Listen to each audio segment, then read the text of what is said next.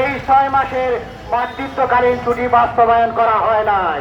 আমরা এই সমাবেশ থেকে মহিলা শ্রমিকদের মাতৃত্বকালীন ছুটি 6 মাস করার উদাত্ত আহ্বান রেখে এই সমাবেশে শেষ পর্যন্ত অংশগ্রহণ করার উদাত্ত আহ্বান রেখে সবাইকে সংগ্রামী সালাম জানিয়ে আমি আমার কথা শেষ করছি। আসসালামু আলাইকুম ওয়া রাহমাতুল্লাহি ওয়া বারাকাতুহু। সংগ্রামী সিলেটবাসী, পর্যায়ে বক্তব্য নিয়ে আসছেন বাংলাদেশ শ্রমিক কল্যাণ ফেডারেশন সিলেট মহানগরের সহসাধারণ সম্পাদক শ্রমিক নেতা কফিল উদ্দিন আলমগীর। বিসমিল্লাহির রহমানির রহিম।